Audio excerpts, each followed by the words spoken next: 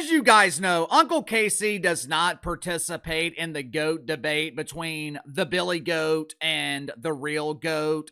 Uncle Casey is a grown up, and grown men know Michael Jordan is in a class all his own, while the Billy Goat, LeBron James, and every other player in the NBA, they are competing for a very, very distant second. But if what I'm about to share with you is true, and full transparency here, this is just a rumor. This has not been confirmed, but it does fit perfectly with Michael Jordan's stance on political issues. If this is true, this is further proof of why Michael Jordan is the icon of icons. Back in January, the Chicago Bulls, they were planning a party. It was going to be very festive. It was going to be an elaborate celebration of Wiener. The Bulls spent thousands of dollars. They invited thousands of people along with A-list celebrities, major stars like RuPaul. They invited the honorary captain of the float in the Gay Pride Parade, Adam Silver. Pallets and pallets of Wiener were ordered for the celebration at the concession stand. Staff was working overtime to ensure that every color of the rainbow was adequately represented. There was one thing that would make this celebration even more special. One person who could legitimize this festive atmosphere. The face of the Chicago Bulls, the face of the NBA, the great one, the icon of icons, the man who was so legendary. I don't even need to speak his name, and you know exactly who I am talking about. Back in January, the Bulls sent an invitation to Michael Jordan to be the host of their celebration. Dear Michael, it's me questioning Quentin. I am the director of Pride for the Chicago Bulls. We are having a butt bongo celebration, and we would love for you to be the guest of honor.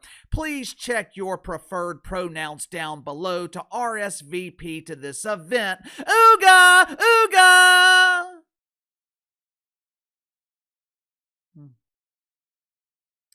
There was just one problem.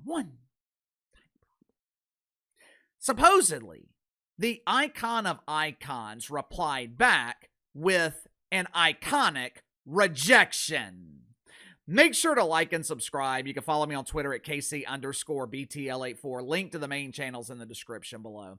Again, whether or not this story is true or not, I don't know. But it does make sense if you know the history of Michael Jordan. This dude's been in the spotlight my entire life. Since the 1980s, Michael Jordan has been a global icon, and we know damn near nothing about his personal beliefs. What's his religion? Don't know. Who does Michael Jordan support politically? Don't know. What's his stance on abortion? Don't know. How does he feel about illegal immigration? How does he feel about police? Don't know. And you know what? Don't care. There seems to be a lot of confusion when it comes to athletes and entertainers and the dynamic of their relationship with the public. For most of my life, basketball players, they played basketball.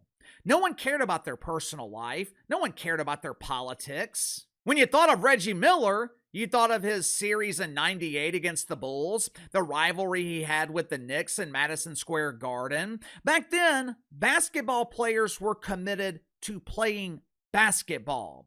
They didn't care about activism. They didn't care about raising money for Black Lives Matter so the founders of the organization could live a life of luxury. There is a reason that historically, athletes and entertainers, for the most part, have remained apolitical. They know politics are divisive. They know politics will split their fan base. And once you're infected with the disease of politics, there is no cure for your public image. One of the main reasons LeBron James is not celebrated the way he thinks he deserves to be celebrated is because LeBron wanted to be an activist. Both Tom Brady and LeBron James, they were rising at the same time. Now, Tom Brady became a star a couple of years before LeBron was drafted, but they were both at the top of their respective leagues pretty much at the same time. Now, Tom Brady is universally celebrated. Tom Brady is universally recognized as the greatest quarterback in the history of the NFL. LeBron James, it's 50-50 at best. You ask 10 people about LeBron James, half love him, half can't stand him. And the main reason is because LeBron James made the mistake of aligning himself with politics, a mistake that the real GOAT never made. Sound off in the comments below. I'll see you guys tomorrow.